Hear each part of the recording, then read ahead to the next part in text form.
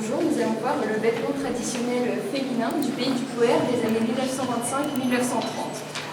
Donc, il comporte une coiffe plate, appelée tête colbaise et également corlédaine, donc caractéristique du Poher. Simple et fonctionnelle, elle est faite de tulle, brodée de motifs floraux. Elle comporte également une visagière, également brodée, qui est repliée sous son fond. Donc, en dessous de cette dernière se trouve le bonnet noir, qui sert de maintien et de support à la coiffe. Il peut être appelé également un bonnet dû. Donc pour que la coiffe vienne trouver cette forme, les cheveux sont ramassés en arrière sous forme de tresse puis épinglés sur le dessus de la tête. C'est pour ça qu'elle est appelée donc coiffe plate. Pour le haut du vêtement, la camisole, elle est faite de deux parties distinctes qui sont assemblées pour n'en former qu'une. Nous avons la partie intérieure, le corselet, qui est fait de tissu épais et qui sert de maintien et de support, qui sert de maintien et à marquer la taille de la femme. Tandis que la partie extérieure est visible est faite de velours. Donc le corsage féminin du pays du Poher est très reconnaissable à ses trois coutures dorsales que nous pouvons voir à l'intérieur de la camisole. Cette camisole est également agrémentée dans son haut d'un col qui est confectionné en tulle avec des motifs similaires à ceux de la coiffe. Donc pour les jupes, chaque brose est faite en satin de mérinos, noir et sans fantaisie. Elle repose sur le boudin qui est cousu à l'arrière de la camisole et qui va permettre à la jupe de trouver sa forme. Donc pour les tabliers, ici ils sont en velours et brodés. Leur devanture triangulaire permet de reconnaître que ça fait partie du territoire du Poher. Donc ce costume très sobre peut être agrémenté de quelques bijoux, chaînes, colliers de perles. Ici, toutes les pièces que l'on a présentées sont authentiques, elles étaient portées autrefois. Nous avons eu avec des dons, des rachats aux familles du Poher. Seules les quelques coiffes, certaines, sont des reconstitutions de modèles trop dégradés.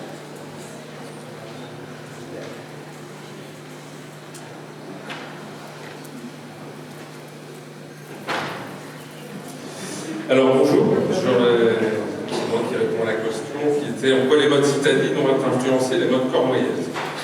Alors tout d'abord, je souhaiterais préciser rapidement les frontières des déchets de la Cornouaille, qui se situent, c'est très grossier, mais au nord, en partant de Plougastel d'Aulas, jusqu'à Saint-Nicolas-du-Pélem, en suivant grossièrement les monts d'Arrée, puis une descente jusqu'à Mur de Bretagne Saint-Caradec, au sud, en partant de l'embouchure de la Laïta, côté Clohars-Carnouët, jusqu'à une verticale vers le Fawet, et ensuite une oblique jusqu'à Mur de Bretagne Saint-Caradec. Évidemment, l'ensemble englobant toute la partie maritime entre Plougastel et Clohars. Sur l'échelle temporelle, il y a une période charnière où on remarque un sensible changement de l'apparence vestimentaire dans sa globalité. C'est à partir de la Première Guerre mondiale, voire en fin de Première Guerre mondiale. La guerre faisant exploser la société de classe, l'accès aux matières les plus nobles n'est plus uniquement réservé à la bourgeoisie. Il y a une ouverture des matières à l'ensemble de la population. Ensuite s'ensuit une émancipation sociale de la femme avec un besoin de plus d'indépendance, notamment tout ce qui est la période des années folles. Donc la mode citadine à cette période prend une place importante avec une explosion des magasins créateurs, de boutiques, de commerces, de tissus. Un accès facilité aussi aux magazines de mode, influençant les couturières, les brodeuses sur les motifs. Concernant les magazines, on peut citer Art Beauté, la Gazette du Bon Ton et le petit écho de la mode qui est installé à Château-Lautrec, qui a été très diffusé à cette période-là. Concernant l'influence, du coup, moi je vais principalement me concentrer sur le vêtement traditionnel du Poher, mais on peut l'extrapoler principalement, en général, à tout ce qui est des pays traditionnels de la Cornouaille.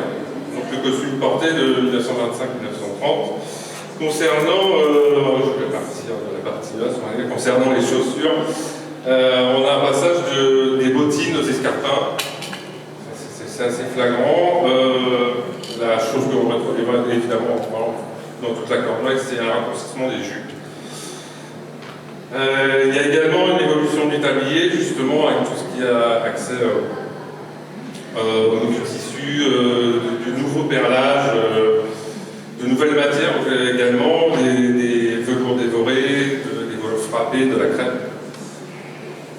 concernant les manches des camisoles, elles ont tendance à rétrécir, elles raccourcissent, si vous voulez. On fait apparaître un peu plus de peau, en définitive.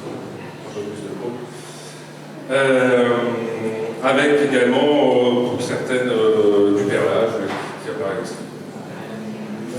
Concernant les coiffures, la coiffe, la visagère a tendance à être repliée de plus en plus, de manière à faire apparaître un peu plus la partie cheveux, si vous voulez, et de créer de nouvelles coiffures vraiment qui sont propres aux années folles, pardon. Les ondulations, les franges, les crans. Concernant les accessoires, viennent se greffer de nouveaux bijoux, de nouvelles broches, et également des sacs à main. Concernant le costume de l'homme, c'est un peu plus simple puisque le vêtement traditionnel de l'homme est abandonné à la fin de la Première Guerre mondiale. La mode citadine prend la place avec un costume 3 pièces, port ensuite de nœuds papillons, de cravates, et le chapeau traditionnel est aussi abandonné, ou il n'est plus porté, ou à défaut des chapeaux mode citadine dans cette maison. S'ensuit ensuite, malheureusement, un déclin continuel de la jeune génération porte de moins en moins le costume. Dû à cette influence de la mode citadine.